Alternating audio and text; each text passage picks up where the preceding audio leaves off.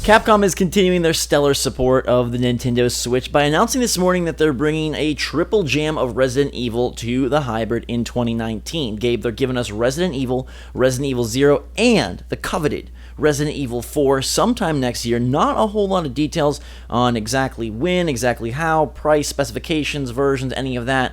But we know that we're getting 3 really great Resident Evils sometime next year. Yeah, arguably the 3 best ones.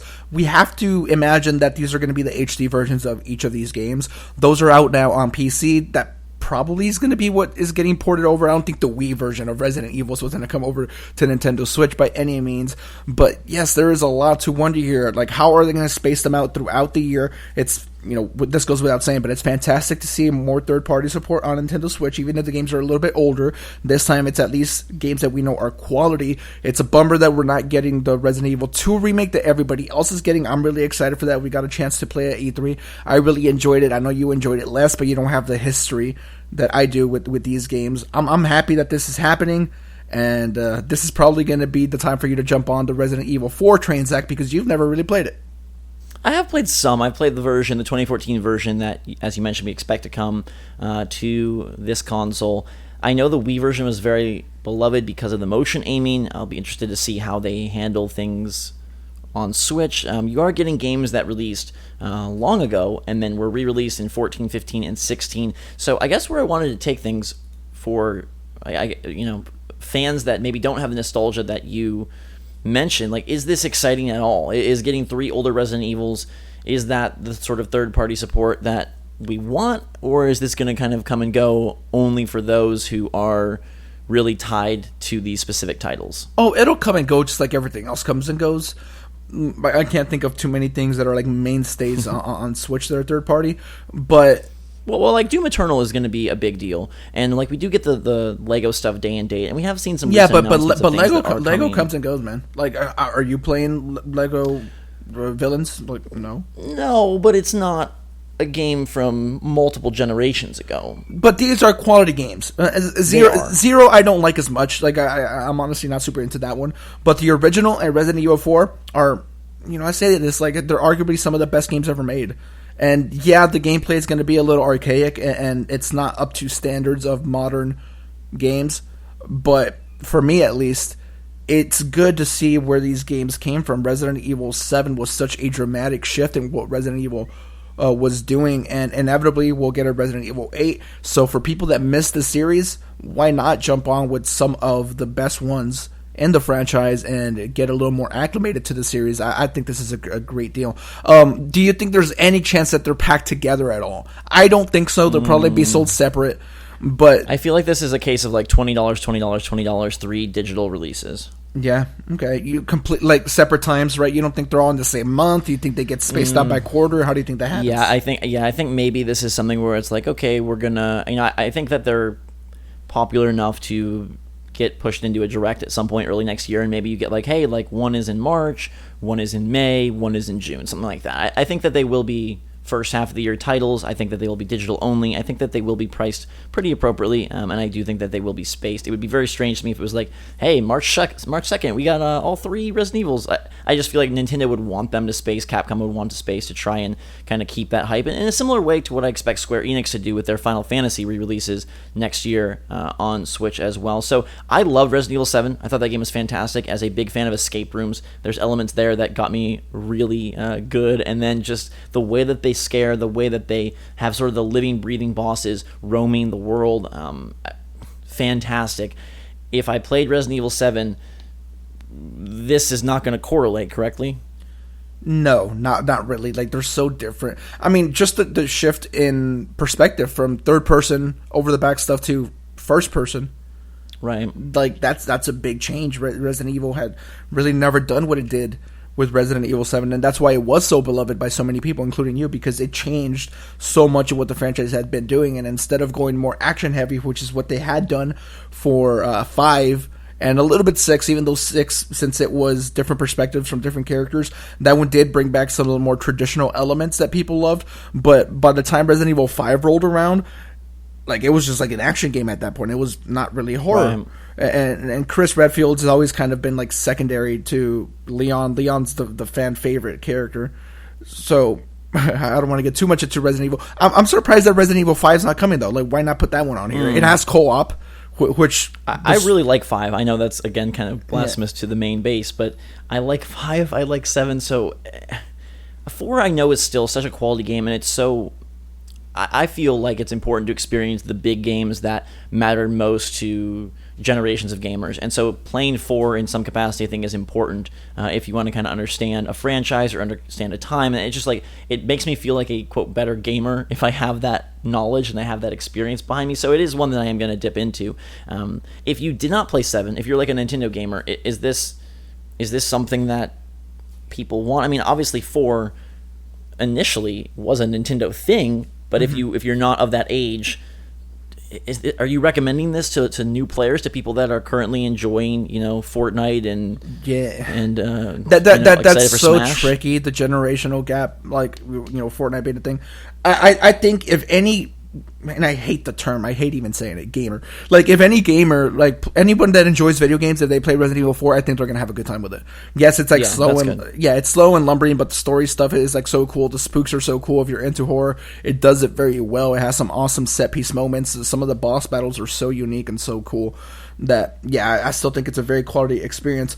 The original might be a little bit harder to get into because if you think 4's like lumbering, like right.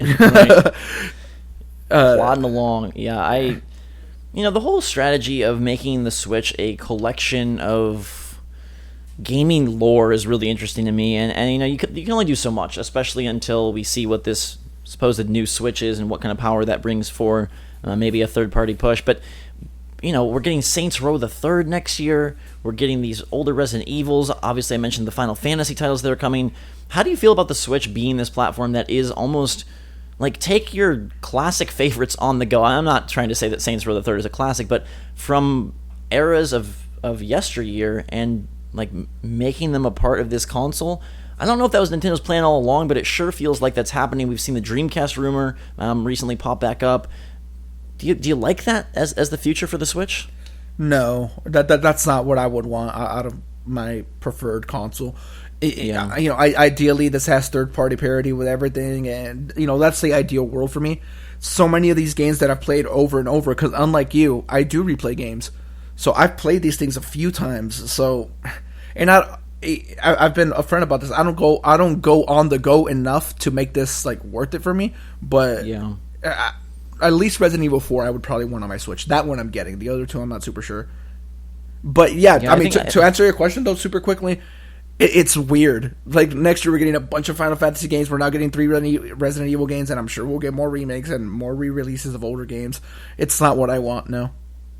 It's an interesting, experience. Like you said, like a console that you can take on the go, that controls pretty well, and has a really big, nice screen, and houses the best that Nintendo has to offer, and some of the best that you nostalgically know. Like, that is a very alluring proposition, but as you mentioned, like, I feel the time of taking it on the go being the most exciting, enjoyable thing in the world has kind of passed. It is great. It's a beautiful way to experience these games, but I'm kind of over it, and I don't go on the go enough. And if I am on the go, it's not to sit there and play a game for an hour. So that has kind of dipped tremendously, and I think it has for a lot of Switch gamers. I don't know. To me, part of the lull that we've experienced is a lack of releases, but I think it's also and I don't want to ever call it a gimmick, but the feature of being able to take things portably, at least for the people I know, has worn off, at least its initial glow. And maybe it comes back with a specific title or a certain game, but I would ultimately much rather this console be able to play the new stuff, be able to have that parity, and I would find that far more rewarding. But this is kind of what it seems like we're going to get, and from there, Capcom bringing back 3 Resident Evils, Final Fantasy coming in full force. What other franchise would you want to be able to take with you and put on your Switch? Dead Space. Yeah, that's mine too. I hate that it's the same one, but it fits along this Resident Evil theme. Like, those games should be doable, and EA doesn't support the Switch quite as much, but yeah. Well, and they don't support Dead Space either. I can't believe a 4th one hasn't been announced at this point. We're gonna make it through this entire generation with none of that, and we've had the issue with the studios and the leads, and so that obviously makes sense there. Closures and sad shutterings, but I would so love a resurgence. Mass Effect. Okay. That'd be another good one. That there's 3 games there. The trilogy, taking that on the go could be fun. I mean, there's BioShock. Yeah, man. There's some really good ones, and we can't say we don't want these old games and then tell us, hey, bring us these old games. We can't have it both ways. But those are a few franchises that I think would fit well. Well, I think it's just accepting the reality that we exist in, which is that this is what the Switch is primed to do, is play games that are from a few years ago and be featured once again to try and either help bring them to a new generation of gamers or create cash flow for these companies. I just hope that this allows Capcom to pursue a bigger, better project on Nintendo Switch. So we have the Monster Hunter port from 3DS. We now have these Resident Evil ports. Let's get a new game. I don't care if it's a multi-platform simultaneous release or something exclusive for Switch, but let's go. And I know they're working on something Monster Hunter wise, which is exciting, but I'd love to see them either do something original Resident Evil or maybe even a new IP altogether. But hopefully that this move can make that more possible. And we've been saying that since the start, so maybe it's sort of a fool's errand to keep thinking that. But I do hope that eventually we launch into a period where, hey, like, there are enough Switches out there, there's enough love behind the system, and enough developer confidence that we can create some new titles. And I guess that's what I'm most looking forward to. And if this does anything, obviously allowing people to experience a really great Resident Evil 4, I hope it also allows Capcom to bring more to the Switch. So let us know your take in the comments down below. Are you pumped for this trilogy of Resident Evil games? Will you be playing them? If you haven't experienced them before, does this do anything for you, or does it just seem like another weird yesteryear release on Switch and you're just keeping your sights on Yoshi, Fire Emblem, Animal Crossing, and more? Let us know down there in those pretty comments. Make sure to follow us on Twitter and Discord. We got links in the description below. Subscribe to stay up to date on all the latest and greatest from the Switch and whatever slew of games these devs and pubs throw at us. We've got you covered. For now, though, for myself and Gabe, have a fantastic day. Switch Force out.